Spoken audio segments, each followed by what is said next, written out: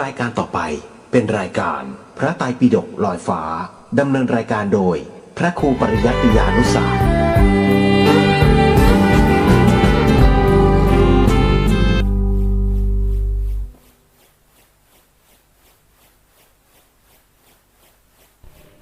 พระจะขอยกข้อความในสติปัฏฐานสูตรนี่นะพระสุตตันตปิฎกมัชฌิมนิกายมูลปัญนะ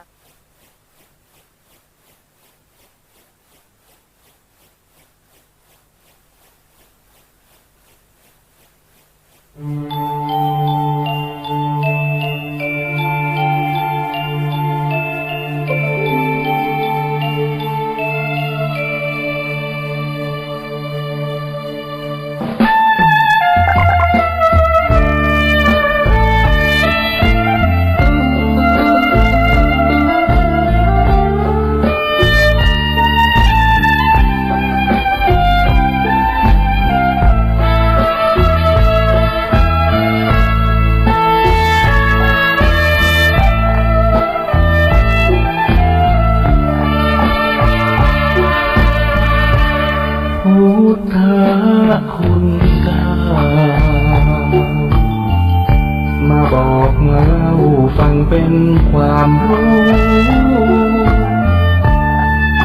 ข้อหนึ่งคืออรหันต์บุคคลที่ควรเชิดชูเพราะท่านเป็นผู้กิเลสไม่มีสัมมาสัมพุทโธผู้ลบความโง่ให้เราเหล่านี้ตรัสรู้ด้วยพระองค์เองแต่เส้นวาปัตตภีข้อ200,000นี้ผู้คนบูชาธรรมวิชาจารณาสัมปันโนสีสุขโตรวมกันแปลได้เลยนะหมายถึงผู้รู้ประพฤติถึงธรรมล้ำค่าอีกสุขโตต่อมาผู้เสด็จไปด้วยดีโลกวิทูหมายถึงเป็นผู้แจ้งในโลกนี้อนุตตโรปุริสัทธัมมาสารถิข้อ6ข้อมีความแปลให้ฟัง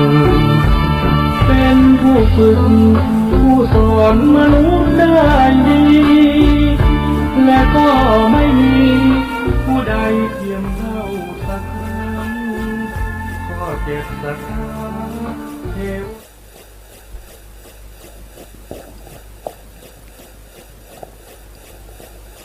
อะระหังสัมมาสัมพุทโธภะคะวะพุทธังภะคะวันตังอะภิวาเทมิสวากขาโตภะคะวะตาธัมโมธัมมังนัมมาสามิสุปฏิปันโนภะคะวะโตสาวกสังโฆสังฆังนะมามินะโมตัสสะภะคะวะโตอะระหะโตสัมมาสัมพุทธัสสะนะโมตัสสะภะคะวะโตอะระหะโตสัมมาสัมพุทธัสสะนะโมตัสสะภะคะวะโตอะระหะโตสัมมาสัมพุทธัสสะสัมมาสัมพุทธะมะโตลังสัทธะธัมมะกะโนตมังอาภิวาทิยาปาติตังอาภิธัมมัตตาตังตังตตาวุตตาปิ ภิธัมมัตตาจตุตาปรมัตถโตจิตังเจตติกังโลปังนิพพานามิติสัพพะทังขอกราบนมัสการพระมหาเถระพระสังฆาธิการพระเถรานุเถระและขอสวัสดีท่านผู้ฟังและผู้ชมทุกท่านที่ติดตามในรายการพระไตรปิฎกลอยฟ้าในเนื้อหาของพระอภิธรรมครั้งนี้เป็นครั้งที่4ในเรื่องของโพธิปักขิยธรรมโพธิปักขิยธรรมก็คือธรรมที่เป็นฝักใฝ่แห่งการตรัสรู้มีธรรมอยู่7หมวดมีสติปัฏฐาน4สัมมาปัฏฐาน4อิทธิบาท4อินทรีย์5พละ5โพชฌงค์7และมรรคมีองค์8เราก็จะศึกษาไปตามลำดับนะครับครั้งที่แล้วเนี่ยก็ได้พูดถึงในเรื่องของวิสุทธินะครับวิสุทธิที่เป็นศีลวิสุทธิศีลวิสุทธิก็คือความบริสุทธิ์ความหมดจดแห่งศีลนะครับศีลก็เป็นเบื้องบาทเป็นพื้นฐานให้คุณธรรมชั้นสูงเนี่ยได้เกิดขึ้นถ้าเราไม่ศีลเราไม่บริสุทธิ์ในคุณธรรมชั้นสูงเช่นฌานเช่นมรรคเช่นผลนิพพานอะไรพวกนี้เกิดไม่ได้เลยนะเพราะว่าเบื้องบาทเบื้องต้นเราไม่บริสุทธิ์เพราะฉะนั้นผู้ที่จะปฏิบัติวิปัสสนาก็ตามนะครับหรือว่าจะปฏิบัติในเรื่องของสมาธิสมถะเพื่อจิตสงบก็จะต้องมีศีลที่บริสุทธิ์ศีลที่บริสุทธิ์ที่นำมาเสนอนี้ก็จะเป็นก็จะนำมาจากหนังสือหลักสูตรของอภิธรรมโชติกาวิทยาลัยในเรื่องขอ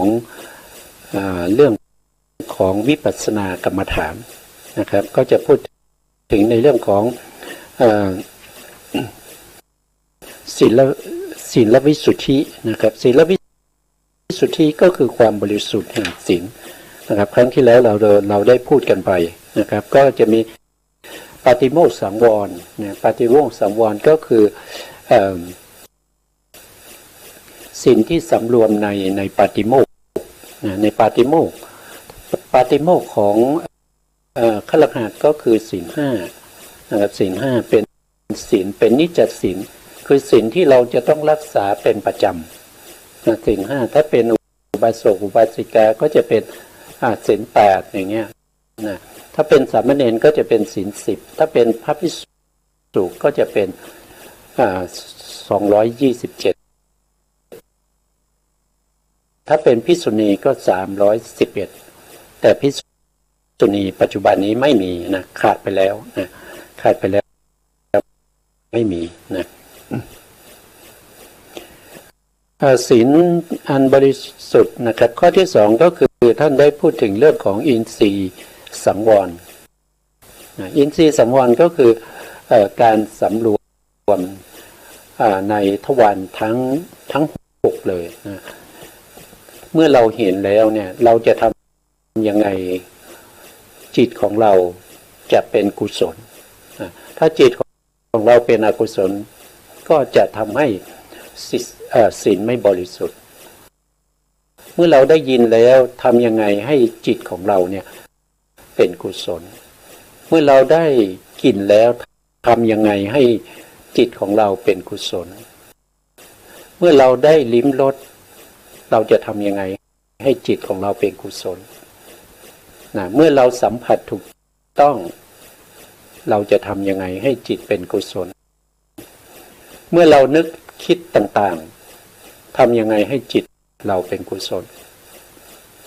ก็สำคัญนะจิตของเราจะเป็นกุศลได้ก็ต้องมีโยนิโสมนสิการโยนิโสมนสิการเกิดจากอะไรก็เกิดจากศรัทธาถ้าเราไม่มีศรัทธาเราไม่มีโยนิโสศรัทธามาจากไหนศรัทธาก็มาจากการได้ยินได้ฟัง เมื่อเราได้ยินได้ฟังเราก็จะมีศรัทธาทำไมเราได้ยินได้ฟังก็เพราะว่าเราอยู่ใกล้กับบัณฑิตผู้มีความรู้ความเข้าใจเมื่อเข้าหาคบหาเราก็ฟังธรรมจากท่านทำไมเราจึงได้อยู่ใกล้คนดีบัณฑิตทั้งหลายเพราะอะไรก็เพราะว่าเรามีบุญเก่าเรามีบุญเก่าได้เราได้มาร่วมเกิดในประเทศเดียวกันกับท่านนะครับอย่างปัจจุบันนี้เราก็พูดถึงประเทศสิ่งแวดล้อมนะครับ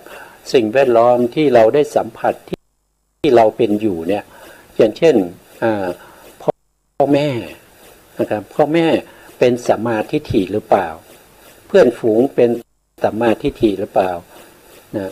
หรือว่าสหธรรมิกเป็นสัมมาทิฏฐิหรือเปล่ามีความรู้ความเข้าใจไหม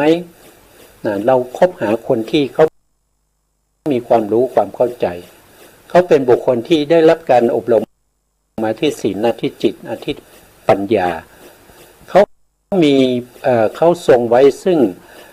พระไตรปิฎกเขาทรงไว้ซึ่งเป็นพหูสูตรเขาก็สามารถที่จะแนะนำเราได้สามารถที่จะบอกกล่าวเราได้แต่ถ้าเราไปคบหาบุคคลที่เป็นปาปมิตรหรือบุคคลที่เป็นเขาเรียกว่าเป็นอะไรเป็นปาปมิตรเป็นอันธาตุปุถุชนไม่มีความรู้ไม่มีความเข้าใจนะครับไม่รู้เรื่องเลยใครพระพุทธเจ้ามีคุณสมบัติยังไงพระธรรมที่พระพุทธองค์แสดงมีอะไรบ้างเขาไม่รู้แล้วเขาเป็นคนที่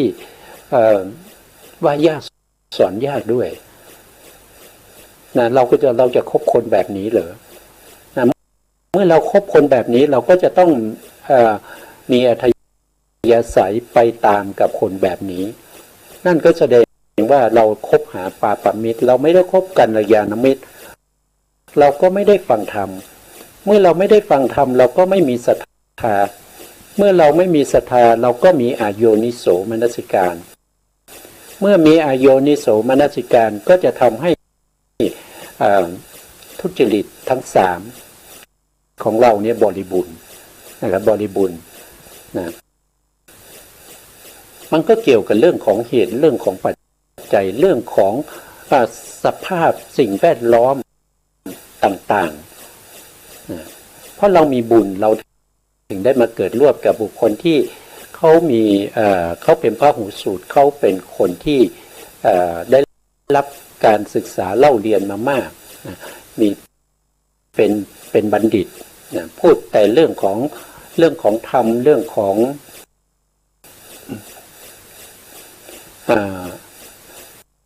พระธรรมที่มีทั้งอักขระแล้วก็อรรถรสที่บริบูรณ์สมบูรณ์เราได้ฟังธรรมจากท่านเราจึงมีศรัทธาเมื่อเรามีศรัทธาเนี่ยเราก็มีโยนิโสมนสิการเมื่อเราได้ยินได้ฟังมีศรัทธามีโยนิโสมนสิการเราก็สามารถที่จะทำให้จิตของเราเป็นกุศลได้ด้วยโยนิโสมนสิการถ้าเราไม่มีโยนิโสมนสิการจิตเราก็เป็นอกุศลเมื่อเราเห็นมันก็เป็นอกุศลเมื่อเราได้ยินก็เป็นอกุศลเมื่อเรา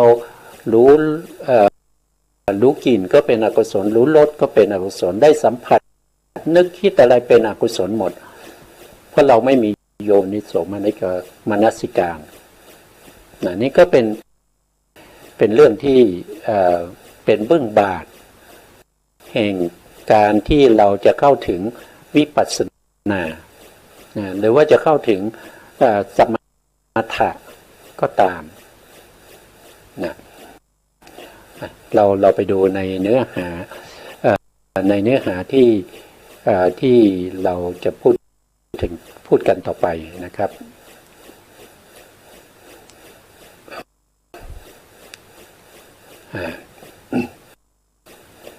วิสุทธิ7นะวิสุทธิ7เรื่องของศีลวิสุทธินี่เรา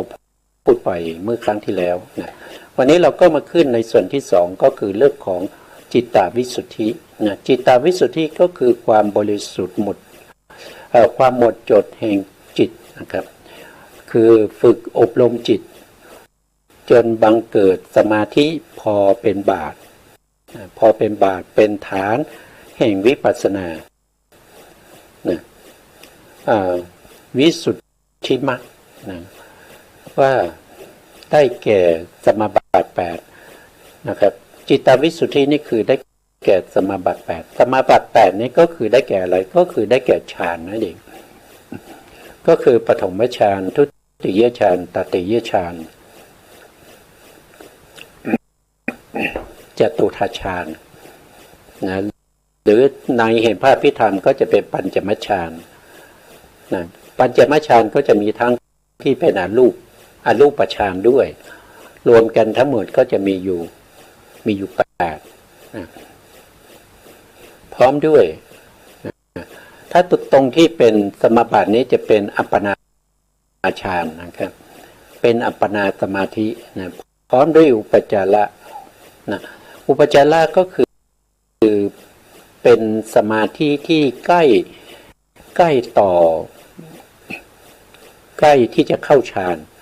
ก็คือใกล้ต่ออัปปนาฌานแล้วนิวรณ์ทั้งหลายก็จะเริ่มที่จะสงบลงนะเมื่อมีอุปจารสมาธิอุปจารสมาธิก็จะมีนิมิตด้วยนะนิมิตของเขาก็คือปฏิภาคนิมิตนะปฏิภาคนิมิตปฏิภาคนิมิตก็คือถ้าเราเจริญอานาปานสติก็จะเห็นเป็นหมอกเป็นควันแล้วก็หมอกควันนั้นก็จะใสขึ้นจนใสเหมือนแก้วตรงนั้นเราเรียกว่าเป็นปฏิภาคนิมิตนิวรณ์ทั้งหลายก็สงบเริ่มสงบแล้วอันนั้นคือเข้าถึงอุปจารสมาธิอุปจารสมาธินี้สามารถที่จะเรายังสามารถที่จะพิจารณาหรือว่ารู้ตัวอยู่นะรู้ตัวยังไม่เข้าถึงอัปปนาถ้าเราเข้าไปถึงอัปปนาเนี่ยอัปปนาฌานหรือว่าปฐมฌานขึ้นไปก็จะเป็นสมาธิที่แน่วแน่อยู่ในอารมณ์ที่เป็นอานาปานสติก็คือกำหนดลมหายใจแน่วแน่อยู่ในลมหายใจไม่มีจิตที่วอกแวกไปนู่นไปนี่ไม่สามารถที่จะคิดอย่างอื่นได้ถ้าเราคิดอย่างอื่นนั่นแสดงว่าเราหลุดออกมาจากสมาธิที่เป็นอัปปนาอัปปนาจะต้องมีสมาธิอย่างใดอย่างหนึ่งนะครับในถ้าว่าโดยรูปฌานเนี่ยก็จะมีทั้งหมดอยู่25อารมณ์รูปฌานอีก4ก็เป็น29อารมณ์ที่จะเข้าถึงความเป็นอัปปนาฌานเข้าถึงปฐมฌานขึ้นไปจนถึงอรูปฌานเนวสัญญานาสัญญายตนะฌานอันนี้เป็นอะไรก็เป็นสมาธิสมาธิที่แน่วแน่อยู่ในอารมณ์ไม่สามารถที่จะน้อมจิตไปดูสภาวธรรมที่เป็นรูปเป็นนามหรือว่าน้อมจิตไปพิจารณารูปนามไม่ได้เพราะเขาแน่วแน่อยู่ในอารมณ์ เขามีอารมณ์ของเขาเพราะฉะนั้นจะใช้จิตมาพิจารณานามรูปไม่ได้อานาปานสติก็เลยมีลมหายใจเป็นอารมณ์อย่างเงี้ยกสิณก็จะมีลมที่กสิณก็จะมีปฐวีกสิณอาโปกสิณวายโยกสิณเตโชกสิณแล้วก็มีโอทตากสิณปิตะปิตะโลหิตะนิลกะอาโลกะ แล้วก็แสงสว่างนะครับแสงสว่างโอภาสนะพวกนี้เป็นอารมณ์ของกสิณก็จะยืดใครมีอารมณ์อะไรที่ปฏิบัติแล้วได้ฌานเวลาเข้าฌานก็จะอยู่ในอารมณ์นั้นจะไม่สามารถที่จะไปรู้อย่างอื่นได้ถ้าไปรู้อย่างอื่นนั่นแสดงว่าหลุดออกจากฌานนะเวลาหลุดออกจากฌานเนี่ยสมาธิก็ไม่ได้เป็นอัปปนาแล้วก็ไม่ได้เป็นฌานแล้วนะเมื่อหลุดออกมาตอนใหม่ๆเนี่ยก็จะเป็นอุปจารสมาธิการที่เราเข้าฌานแล้วก็เข้าตั้งแต่คณิกะสมาธิแล้วก็อุปจารสมาธิแล้วก็อัปปนาสมาธิเวลาเราจะออกจากฌานเนี่ยเราก็ต้องถอยออกมาตามลำดับจากอัปปนาฌานมาเป็นอุปจารสมาธิแล้วก็ออกมาเป็นคณิกะสมาธิก็จะเป็นอย่างนี้นะครับเพราะฉะนั้นเนี่ยการที่เราจะได้จิตตาวิสุทธินั่นก็แสดงว่าเราต้องมีการฝึกฝนนะครับฝึกฝนในการทำสมาธิถ้าผู้ที่มีบารมีบุญเก่านะครับที่เคยทำฌานมาในภพก่อนหมายถึงว่าภพที่ใกล้ๆก็คือภพที่ผ่านมานะครับท่านเคยได้อัปปนาฌานพอท่านมาทำฌานในภพนี้ท่านก็จะทำได้โดยง่ายเพราะอาศัยบารมีเก่าที่ท่านมีอยู่ก็สามารถทำได้ง่ายแต่ถ้าบุคคลที่ได้ฌานมาแล้วในภพไกลมากเลยนะครับอาจจะ100 ชาติ200 ชาติหรือว่าเป็นกับ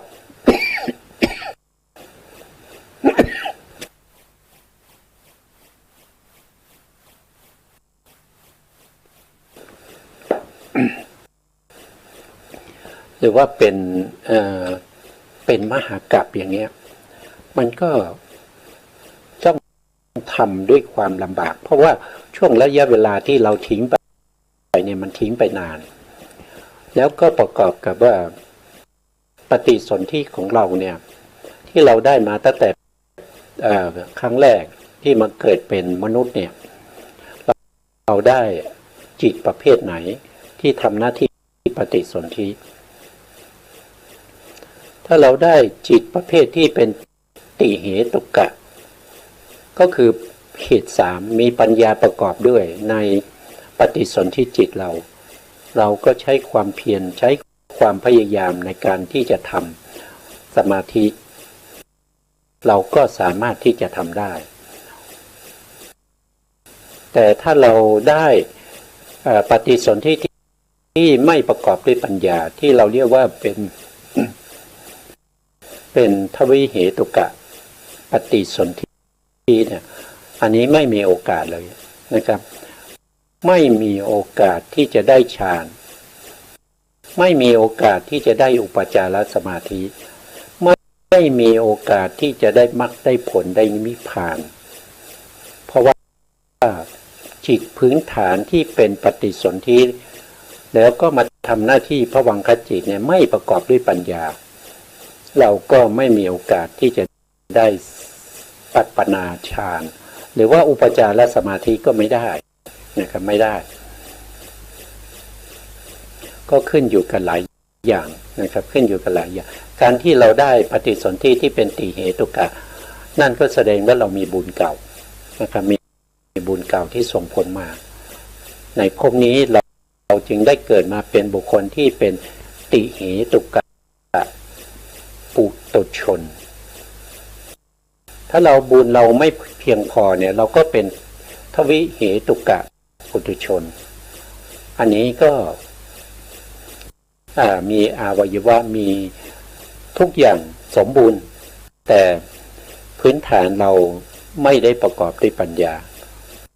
นะครับเขาสามารถที่จะศึกษาเล่าเรียนทางโลกได้จบ ปริญญาตรีปริญญาโทสามารถเป็นด็อกเตอร์ได้แต่เขาไม่มีโอกาสที่จะปฏิบัติวิปัสสนาให้ได้อัปปนาให้ได้อุปจารสมาธิเขาไม่มีโอกาสปฏิบัติวิปัสสนาให้สามารถเข้าถึงผังขญาณได้หรือว่าบางครั้งเนี่ยยังไม่สามารถที่จะเข้าถึงอุทยพยญาณหรือบางครั้งก็ไม่มีโอกาสที่จะเข้าถึงสัมมัสสนญาณโดยส่วนมากก็เข้าไม่ถึงนามรูปปริเฉทญาณไม่ได้เห็นนามรูปด้วยการประจักษ์เห็นนามรูปด้วยการรู้เห็นไม่สามารถที่จะประจักษ์ซึ่งนามรูปที่เป็นสภาวะที่เป็นลักษณะที่จตุกะของนามรูปนั้นไม่มีโอกาสได้เห็นก็เกี่ยวกับเรื่องบุญเก่าด้วยนะครับต่อไปพร้อมด้วยอุปจารสมาธิปัสสจามนทินเครื่องเศร้าหมองคือนิวรณ์นะครับก็คืออุปจารสมาธินี้นิวรณ์เริ่มสงบนิวรณ์สงบเลยไม่มีเลยนั่นก็แสดงว่าเราได้อัปปนาได้ปฐมฌานแล้วก็สังเกตได้จากนิมิตด้วยนิมิตของเราจะสดใสแล้วนิมิตของเราเนี่ยมันใสเหมือนแก้วแล้วก็สามารถที่จะขยายนิมิตได้ย่อนิมิตได้อันนี้เป็นอุปจาระโทษทีเป็นอัปปนาเข้าถึงอัปปนาแล้วอัปปนาก็คือปฐมฌานนั่นเองขั้นที่หนึ่งปฐมฌานทีนี้เราไปดูรายละเอียดในเรื่องของจิตตวิสุทธิในหนังสือนะครับในหลักสูตรอันนี้ก็เป็นหนังสือหลักสูตรการศึกษาพระอภิธรรมในเรื่องของวิปัสสนากรรมฐานของอชวหรือว่าของอภิธรรมโชติกะวิไลนะครับอันนี้เป็นหนังสือของท่านนะครับผมก็จบอชวนะครับเพราะฉะนั้นผมก็ใช้หนังสือของอชวจะให้ผมมาคิดเองคงไม่ได้นะครับปัญญาไม่ถึงนะครับสติปัญญาเราไม่มีนะครับเราไม่สามารถที่จะรจนาหรือทำเป็นหนังสือหลักสูตรขึ้นมาได้ไม่มีโอกาสนะเพราะฉะนั้นก็อาศัยหนังสือของครูบาอาจารย์นะครับที่ท่านสอนอยู่ที่อชวนะอภิธรรมโชติกะวิทยาลัยนะก็ขอบคุณนะครับขอบคุณอภิธรรมโชติกะวิไลด้วยนะครับในเรื่องของหนังสือนะครับอันนี้ก็เป็นเรื่องของความบริสุทธิ์จตุปาริสุทธิศีลก็คือเป็นศีลที่เราผ่านมาแล้วเมื่อวานเนี่ยนะครับอธิบายจิตตวิสุทธินะครับเราก็มาดูเรื่องของจิตตวิสุทธินะครับจิตตวิสุทธิก็คือความบริสุทธิ์แห่งจิตนะความบริสุทธิ์แห่งจิตความบริสุทธิ์แห่งจิตในที่นี้เขาจะพูดถึงบาลีมีการแยกบทด้วยตรงนี้เรารายละเอียดเราจะไม่พูดถึงเราจะไปศึกษาในชั้นมัชฌิมโทนะครับในเรื่องของวิปัสสนากรรมฐานโดยตรงอีกครั้งหนึ่งนะครับตอนนี้เราศึกษาในเรื่องของโพธิปัจจยธรรมเราก็จะไม่เข้าลงรายละเอียดไปถึงตรงนี้นะ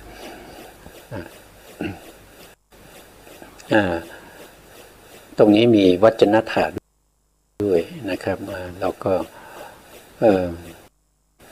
มาดูตรงนี้นะครับจิตตวิสุทธิเนี่ยในที่นี้เนี่ยก็จะมีอยู่สองอย่างนะในสองอย่างหนึ่งก็คือเรื่องของถ้าเราพูดถึงสมถะสมาธินะครับสมถะนี้ก็คือทำให้จิตสงบนะสมถะสมาธิมีอยู่สองอย่างท่านบอกนะครับก็คืออุปจารสมาธิแล้วก็อัปปนาสมาธิ อันนี้เป็นสมถะนะครับสมถะก็ให้ตั้งมั่นอยู่ในอารมณ์ใดอารมณ์หนึ่งในอารมณ์40อย่างนั้นนะ40อย่างก็คือมีกสิณ10นะกสิณ10อสุภา10อนุสติ10แล้วก็มีพรหมวิหาร4นะพรหมวิหาร4แล้วก็มีอ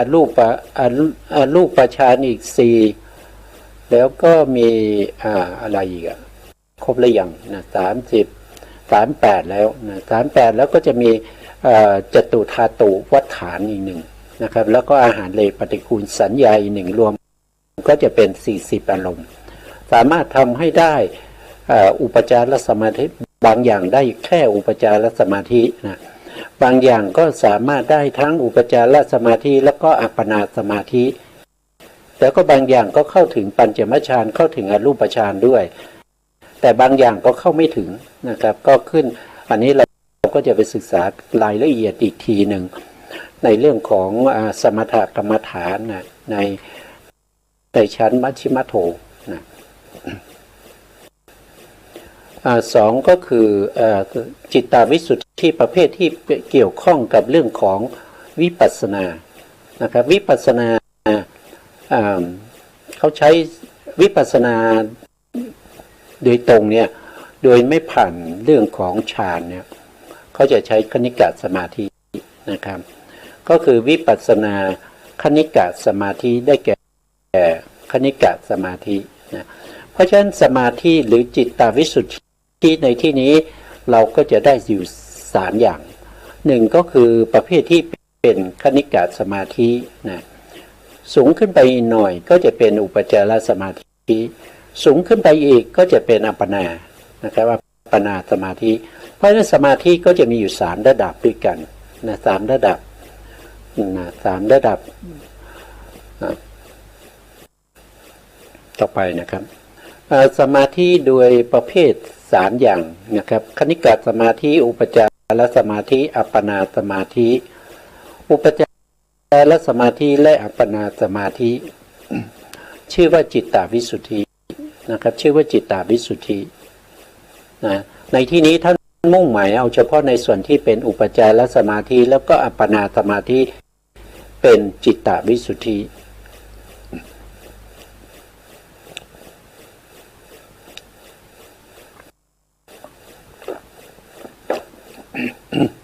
เพราะอะไรนะครับก็เพราะว่าความบริสุทธิ์เป็นพิเศษปราศจากมลทินปราศจากนิวรณ์และการชำระจิตของพระโยคีให้ปราศจากมลทินและนิวรณ์ก็คืออัปปนาอุปจารสมาธิแล้วก็อัปปนาสมาธิเนี่ยเป็นตัวที่กำจัดนิวรณ์นะกำจัดนิวรณ์ให้จิตเนี่ยสงบแล้วนะท่านจึงใช้อุปจารสมาธิแล้วก็อัปปนาสมาธินี้เป็นจิตตวิสุทธินะครับอันนี้ก็เป็นเรื่องของจิตตวิสุทธิจิตตวิสุทธิก็คือสมาธินั่นเองนะครับจิตตวิสุทธิก็คือความบริสุทธิ์ของจิตความบริสุทธิ์ของจิตในที่นี้ก็คือเข้าถึงความเป็นอุปจารสมาธิแล้วก็อัปปนาสมาธินะอันนี้ก็เป็นจิตตวิสุทธิ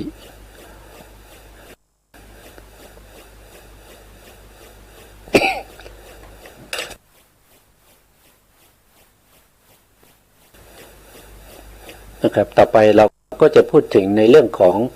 ทิฏฐิวิสุทธินะทิฏฐิวิสุทธิเราไปดูรายละเอียดตรงนี้ก่อนในสไลด์ก่อนนะครับในข้อที่3นะครับก็คือทิฏฐิวิสุทธิความหมดจดแห่งทิฏฐิคือความรู้เข้าใจมองเห็นนามรูปตามสภาวะของความเป็นจริงเป็นเหตุข่มความเข้าใจผิดเป็นเข้าใจผิดว่าเป็นสัตว์เป็นบุคคลเสียได้ดำลงในภพ เริ่มดำรงในภูมิแห่งความไม่หลงผิดจัดเป็นขั้นกำหนดทุกขสัจนะครับอันนี้หมายความว่ายังไงก็คือหมายความว่าทิฏฐิวิสุทธิเนี่ยเป็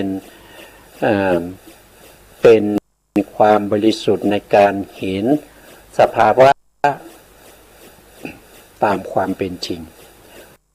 เห็นรูปเห็นนามตามสภาวะความเป็นจริงสามารถที่จะละเสียซึ่งความเห็นผิดที่เข้าใจว่าสัตว์บุคคลเสียได้นะครับแล้วทำให้ไม่หลงอยู่ในความเข้าใจผิดนั้นจัดเป็นขั้นตอนจัดเป็นขั้นกำหนดทุกขสัจนะครับทุกขสัจก็จะมีจิตโลกียจิต81นี้ก็เป็นทุกขสัจเจตสิก51ก็เป็นทุกขสัจเวโลภะนะแล้วก็รูป28ก็เป็นทุกขสัจทุกขสัจนี้เป็นสภาวะที่เราควรจะกำหนดรู้ทำปริญญาด้วยการกำหนดรู้แต่ก็ทำยังไงก็ตามนะครับหรือว่าจะพิจารณายังไงก็ตามให้เห็นความเป็นจริงของรูปนามตามความเป็นจริงนั้นนะเห็นรูปนามตามความเป็นจริงนี้เห็นรูปนามด้วยการปัจจักแจ้งปัจจตักนะครับไม่ใช่เห็นรูปนามด้วยการรู้เห็นก็เหมือนกับเรารู้ด้วยการศึกษาเล่าเรียนนะศึกษาเล่าเรียนเนี่ยไม่เข้าถึงทิฏฐิวิสุทธินะครับการศึกษาเล่าเรียนมันเป็นแค่ความรู้พื้นฐานที่จะนำไปในการที่จะพิจารณารูปนามหรือว่ากำหนดรู้รูปนามตามความเป็นจริงอีกทีหนึ่งถ้าคนที่ไม่ได้ศึกษาเล่าเรียนมาเนี่ยก็ไม่สามารถที่จะกำหนดรู้รูปนามได้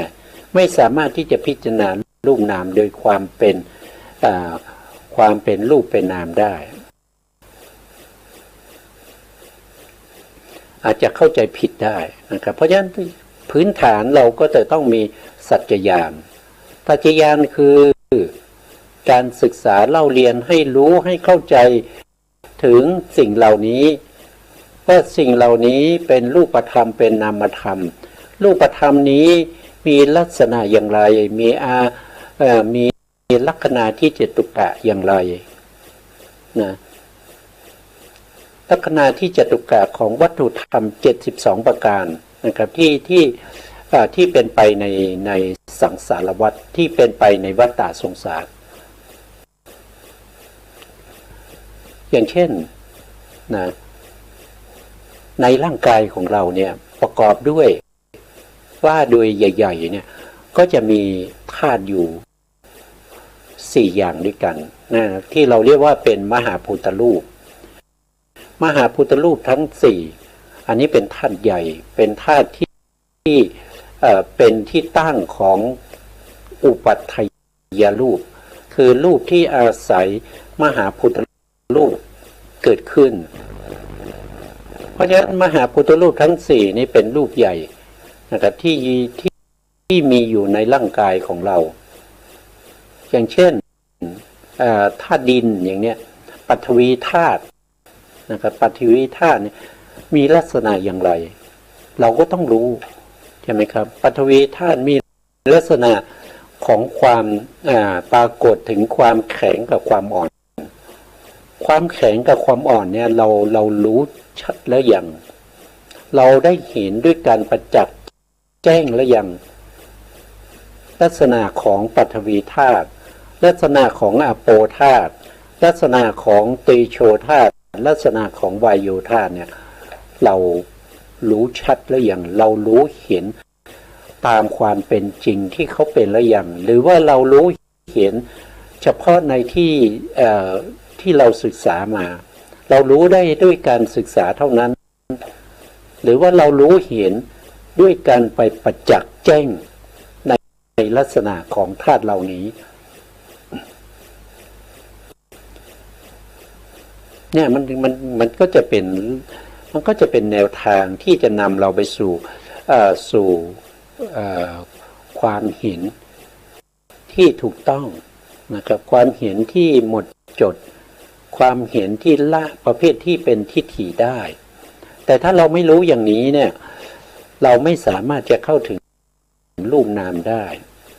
เวลาเราไปเจริญวิปัสสนาเราก็ไม่สามารถที่จะกำหนดรู้ได้ไม่สามารถที่จะทำปริญญาให้รู้แจ้งตามสภาวธรรมนั้นได้นอกจากรู้ลักษณะแล้วก็ยังต้องรู้ว่าเมื่อกระทบแล้วรู้สึกถึงความแข็งรู้ลักษณะเนี่ยแล้วก็ต้องรู้ว่าลดหรือกิจของเขาคืออะไรความแข็งเนี่ยเขามีกิจอย่างไรนะครับสิ่งพวกนี้เป็นสิ่งที่เราต้องรู้นะครับเพราะว่า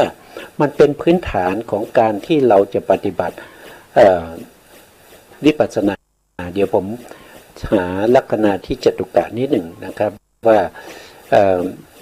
เขามีลักษณะอย่างไรนะครับเราก็จะได้ศึกษาไปทีเดียวเลยนะครับ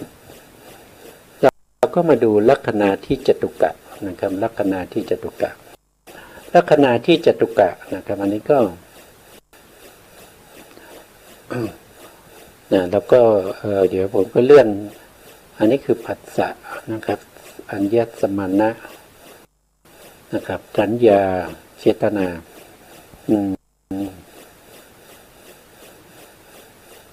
อันนี้ก็คงอันนี้ยังเป็นนามธรรมนะครับเป็นรูปธรรม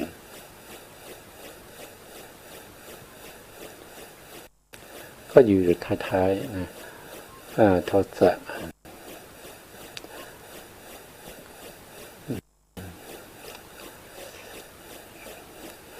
สิ่งเหล่านี้เป็นสิ่งที่เขาอาศัยกันนะครับอาศัยต่อเนื่องกันถ้าเราไม่รู้สิ่งเหล่านี้เราก็จะไปข้างหน้าไม่ได้นะครับอันนี้เป็นเตโชละนะครับว่าโปนะครับปัทวีอยู่ตรงนี้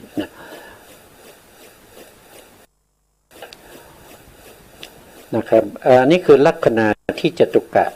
ของปัทวีธาตุปัทวีธาตุมีลักษณะยังไงเขาก็บอกว่ากักขันละลักษณะกักขันละลักษณะก็คือมีความแข็งเป็นลักษณะมีความแข็งเป็นลักษณะเรารู้จักความแข็งด้วยการประจักษ์แจ้งหรือยังนะครับสองก็คือจะต้องรู้ปฏิปทานละสามีการทรงไว้ซึ่งกิจเขามีทรงไว้ก็คือสามารถที่จะตั้งอยู่ทรงไว้นะอันนี้เป็นกิจของเขาหรือบางทีเราก็จะเรียกว่าเป็นรถนะเป็นรถเป็นทั้งกิจทั้งรถเนี่ยเป็นการทรงไว้ซึ่งลักษณะของตัวเองนะครับก็คือตั้งอยู่ได้มีลักษณะของความแข็งเป็นลักษณะต่อไปข้อที่3ก็คือสัมปติชันนะปัจจุปัฏฐานามีการรับไว้ซึ่งผลมีการรับไว้ซึ่งผลคืออะไรก็คือเป็นที่อาศัยของมหาพุทธรูปทั้งหลายนะโทษทีเป็นที่อาศัยของอุปทายรูปนะครับผมพูดผิดไปนะครับเดี๋ยวต้องมาดูตรงนี้ก่อนนะครับว่าอะไรคืออุปทายรูปแล้วก็อะไรคือมหาพุทธรูปรูปทั้งหมด28นะครับรูปทั้งหมด28เนี่ยมหาพุทธรูปก็จะมีอยู่4ใช่ไหมครับมี4ก็คือมีปฐวีธาตุอาโปธาตุวายโยธาตุเตโชธาตุแล้วก็วายโยธาตุส่วนรูปที่เหลือทั้งหมด24นะครับ24ก็จะมีปัสสาทรูป5 โคจรรูปสี่นะหรือว่าโดยวิสยรูปก็มีอยู่7นะครับแล้วก็ภาวะรูป2นะหาทยรูปอีก1ชีวิตรูปอีก1อาหารแล้วรูปอีก1ปริเฉทรูปอีก1วิญญาณรูป2วิการรูป3ลักขณะรูป4พวกนี้เขาจะเรียกว่าเป็นรูปที่อาศัยมหาพุทธรูปที่อาศัยมหาพุทธรูปเราเรียกว่าเป็นอุปทัยรูปอาศัยมหาพุทธรูปรูปพวกนี้อาศัยอย่างเช่นจักขุประสาทเนี่ยจักขุประสาทเนี่ยถ้าไม่มีมหาพุทธรูปไม่มีมหาพุทธรูปแล้วเขาจะเกิดได้ยังไงเพราะจักขุประสาทนี้คือสภาวะของความใสของมหาพุทธรูปที่สามารถที่จะรับรูปารมณ์ได้ถ้าไม่มีมหาพุทธรูปแล้วจักขุประสาทจะเกิดได้ยังไงจักขุประสาทเกิดไม่ได้จักขุประสาทเกิดได้เพราะอาศัยมหาพุทธรูปนะก็จะเป็นเขาก็จะเป็นอย่างนี้นะครับก็จะเป็นที่ตั้งเป็นที่อาศัยของอุปาทัยรูปนะเป็นนะอาวเส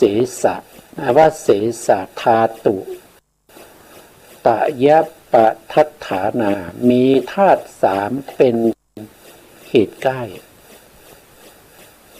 มีธาตุ3เป็นเหตุใกล้ก็คือมหาพุทธรูปที่ชื่อว่าปัทวีเนี่ยปัทวีธาตุเนี่ยที่เขาเกิดขึ้นได้เนี่ยเขาต้องอาศัยมหาพุทธรูป3ก็คือจะต้องอาศัยธาตุน้ำด้วยอาโปธาตุจะต้องอาศัยธาตุไฟด้วยเตโชธาตุจะต้องอาศัยธาตุลมด้วยก็คือวายโยธาตุเขาต้องอาศัยถ้าจะมีเฉพาะปัทวีธาตุก็ไม่ได้เพราะธาตุที่เป็นมหาพุทธรูป4เนี่ยเขาอาศัยซึ่งกันและกันเขาอาศัยซึ่งกันและกันเกิดขึ้นปัทวีธาตุอาศัยปัทวีธาตุจะตั้งอยู่ได้ต้องอาศัยอาโปธาตุอาศัยเตโชธาตุอาศัยวายโยธาตุแล้วก็อาโปธาตุคือธาตุน้ำเนี่ยจะทรงอยู่ได้ก็ต้องอาศัยปัทวีธาตุอาศัยเตโชธาตุอาศัยวายโยธาตุเตโชธาตุจะอยู่ได้ตั้งอยู่ได้ก็ต้องอาศัยธาตุที่เหลือ3ก็คือปัทวีธาตุอาโปธาตุวายโยธาตุวายโยธาตุจะอยู่ได้ตั้งอยู่ได้ก็ต้องอาศัยปัทวีธาตุอาโปธาตุเตโชธาตุเพราะ4ธาตุนี้จะขาดธาตุใดธาตุหนึ่งไม่ได้เขาอาศัยซึ่งกันและกันถึงแม้ว่าเราจะแยกธาตุลงไปจนวิทยาศาสตร์จะมีเครื่องมือที่สามารถที่จะแยกสสารต่างๆออกจากกันได้ที่วิเศษขนาดไหนก็ไม่สามารถที่จะแยกมหาพุทธรูปออกจากกันได้ไม่สามารถแยกธาตุดินธาตุน้ำธาตุไฟธาตุลมเนี่ยที่เขาเกาะเป็นกลุ่มเป็นก้อนเนี่ยให้กระจัดกระจายออกมาเอาปัทวีไปไว้ที่หนึ่งเอาอโปไปไว้ที่หนึ่งเอาเตโชไปไว้ที่หนึ่งหรือเอาวายโยไปไว้ที่หนึ่งเนี่ยไม่ได้นะรู้ได้ยังไงไม่ได้นะครับก็รู้ได้จากการที่รูปทุกอย่างนะครับรูปทุกอย่างไม่ว่าจะเป็นรูปที่เกิดจากกรรมเกิดจากจิตเกิดจากอุตุเกิดจากอาหารเนี่ยทั้งหมดจะต้องมีรูปที่แยกจากกันไม่ได้เราเรียกว่าเป็นอวินิโพครูป8อวินิโพครูป8ประกอบตัวใหญ่ๆก็คือมหาพุทธรูป4มหาพุทธรูป4เป็นที่เกาะอาศัยของรูปารมณ์นะครับรูปารมณ์อันนี้รูปารมณ์นะ1รูปารมณ์2คันธารมณ์คือกิน3คือรัสสารมณ์คือรสนะครับอันนี้ได้3บวกกับมหาพุทธรูปเป็น7นะครับแล้วก็มีอาหารและรูปอีกอันหนึ่งอาหารและรูปก็เป็นรูปที่4รวมกับมหาพุทธรูปก็จะเป็น8รูปนี้เราเรียกว่าเป็นอวินิโพครูป8อวินิโพครู รูปแปดเป็นรูปที่แยกจนไปสุดท้ายแล้วแยกไปจนถึงสุดท้ายแล้วไม่สามารถที่จะแยกออกจากกันได้อีกแล้วอันนี้เราเรียกว่าอวินิโพครูปแปดอวินิโพครูปแปดก็ประกอบด้วยรูปทั้งแปดนี้ก็คือมหาพุทธรูปสี่แล้วก็มีรูปารมณ์รูปารมณ์คือสีนะสีสันวรรณะของมหาพุทธรูปมหาพุทธรูปสี่นี้จะต้องมีสีถ้าไม่มีสีเนี่ยจะใช้เครื่องมืออะไรที่จะรู้ว่ามีมหาพุทธรูปไม่มีนะครับตรงไหนที่มีสีสามารถที่จะใช้กล้องขยายกล้องจุลทรรศน์นะครับส่องดูเนี่ยเมื่อเห็นนะเราเห็นสีก็คือเห็นรูปารมณ์รูปารมณ์นั้นก็คือเป็นสีของมหาพุทธรูปนี้นะแยกออกจากกันไม่ได้แล้วนะแล้วก็ธาตุอาศัยที่สองนะก็คือกลิ่นนะครับมหาพุทธรูปที่เกาะกันแล้วก็มีเราสามารถเห็นได้เพราะเขามีสีแล้วในนั้นก็ยังมีกลิ่นด้วยเราเรียกว่าเป็นคันธารมณ์กลิ่นคือคันธารมณ์จะแยกกระจัดกระจายไปให้เล็กเท่าไหร่ก็ตามมหาพุทธรูปนั้นยังจะต้องมีกลิ่นอยู่เมื่อไหร่มีมหาพุทธรูปสี่ย่อมมีกลิ่นเสมอจะปราศจากกลิ่นไม่ได้จะปราศจากคันธารมณ์ไม่ได้นะคันธารมณ์แล้วก็รูปหรือสีรวมกับมหาพุทธรูปเขาเป็นอวินิโพครูปแยกจากกันไม่ได้นะต่อจากนั้นนะครับเมื่อมีมหาพุทธรูปมีสีมีกลิ่นแล้วเขาจะมีรสด้วยนะเขาจะมีรสด้วยรสที่เกาะอยู่ในมหาพุทธรูปสี่อันนี้จะแยกออกจากมหาพุทธรูปไม่ได้แล้วนอกจากนั้นยังมีอาหารและรูปด้วยอาหารและรูปคือรูปที่แปดรูปที่แปดเป็นอาหารและรูปนะถึงจะแยกยังไงย่อยยังไงสภาวะนั้นก็จะต้องประกอบด้วยธาตุแปดนี้เราเรียกว่าเป็นอวินิโพครูปแปดไม่ว่ารูปที่เกิดจากกรรมที่เราเรียกว่ากรรมมัชรูปก็ต้องมี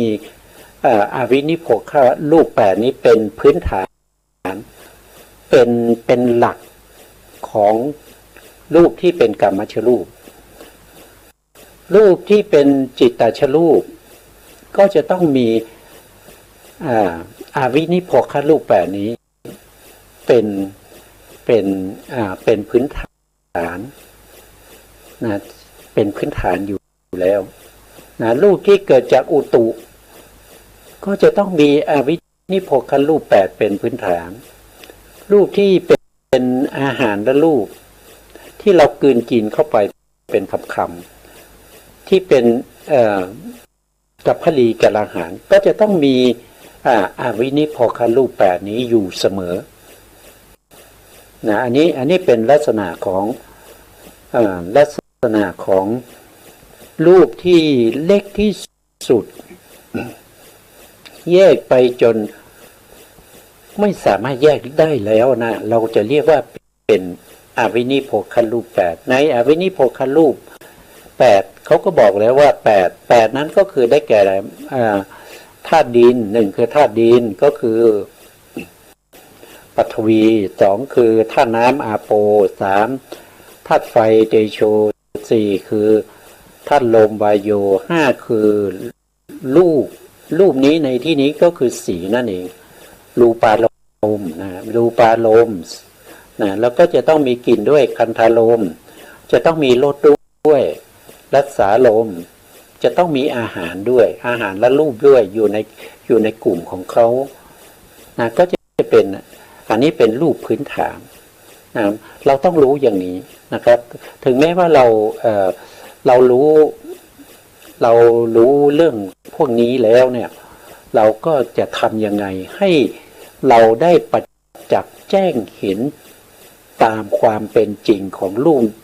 เหล่านี้ด้วยการประจักษ์ตังคือเห็นด้วยการประจักษ์แจ้งไม่ใช่รู้เห็นด้วยการศึกษาเล่าเรียนนั่นคือจุดมุ่งหมายนั่นคือจุดประสงค์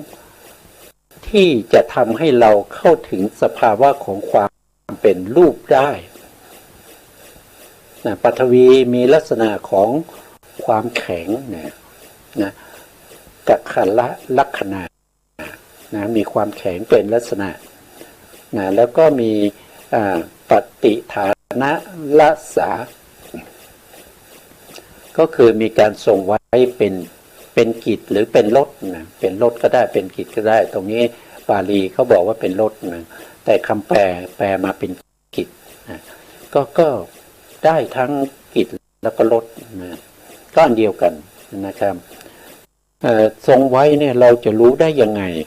เราก็รู้ได้อย่างเช่นเรายืนอยู่หรือเรานั่งอยู่เนี่ย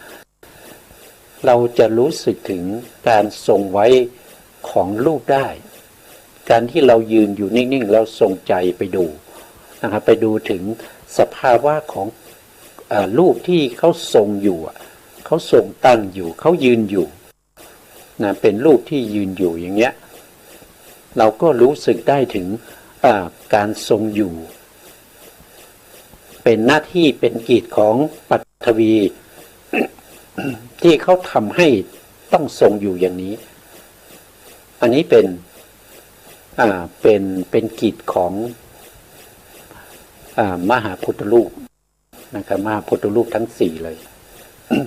เขาต้องเกาะกลุ่มกันแล้วก็ทรงตัวอยู่ได้นะครับแล้วก็มีการรับไว้เป็นผลรับอะไรไว้นะครับก็คือรับไว้ซึ่งอุปทัยรูปแล้วก็มหาพุทธรูปที่เหลือทั้งสามนะครับที่มาประกอบกันอยู่นะครับก็เป็นผลนะ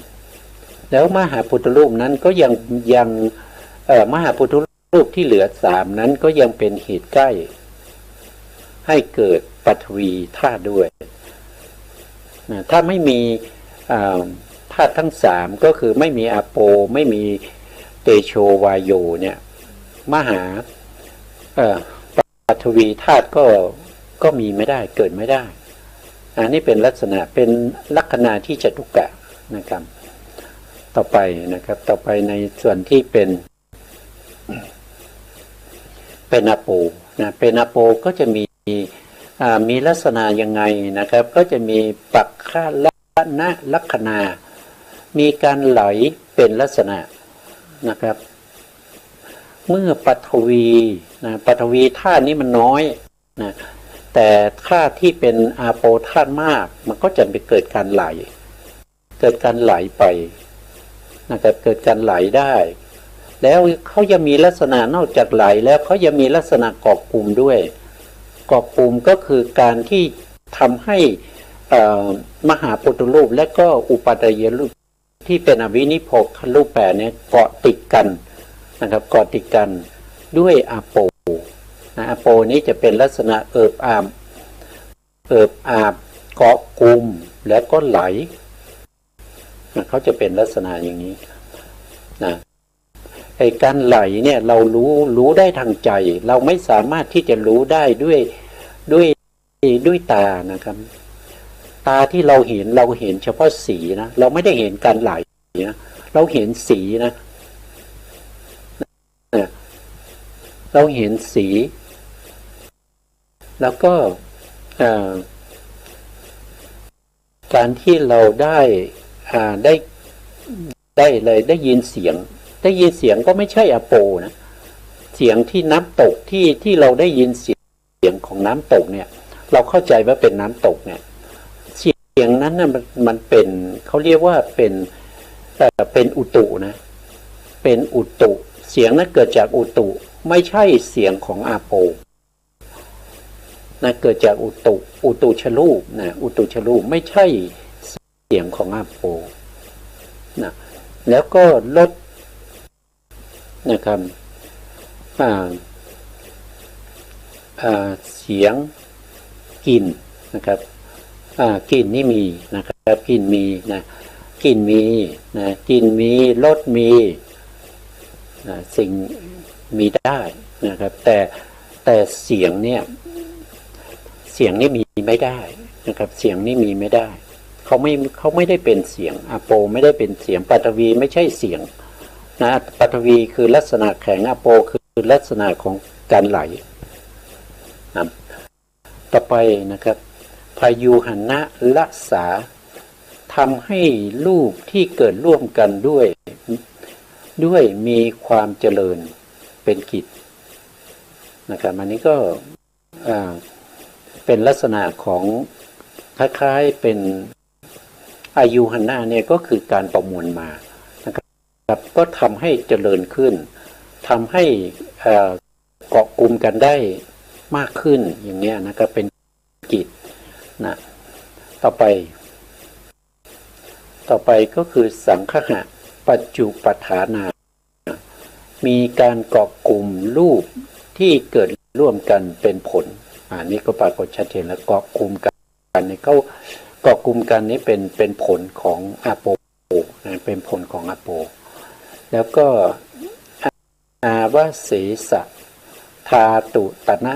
ปัฏทัฏฐานามีธาตุสามที่เหลือเป็นเหตุใกล้ก็มีปฐวีมีเตโชวาโยนี่เป็นเหตุใกล้ให้เกิดอะโปอันนี้ก็เป็นลักษณะของมหาพุทธรูปนะครับวันนี้เวลาหมดนะครับเราก็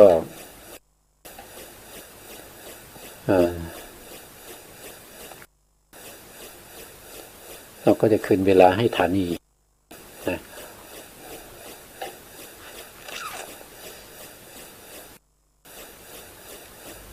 นะครับก็เวลาก็เดินไปตามปกตินะขึ้นเวลาละนะขอแก่ขอบพระคุณพระครูสมุทรวิสุวัฒน์วรกิจโจผู้อำนวยการสถานีวิทยุเพื่อการศึกษาพระพุทธศาสนาและวัฒนธรรม FM 104.5 เมกะเฮิรตซ์วัดฝายหินจังหวัดเชียงใหม่และขอกราบขอบพระคุณพระครูปริยัติยานุศาสตร์ขอบคุณท่านผู้ฟังและผู้ชมทุกท่านที่ติดตามในรายการพระไตรปิฎ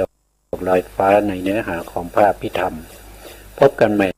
ในโอกาสต่อไปครับวันนี้ลาไปก่อนครับสวัสดีครับ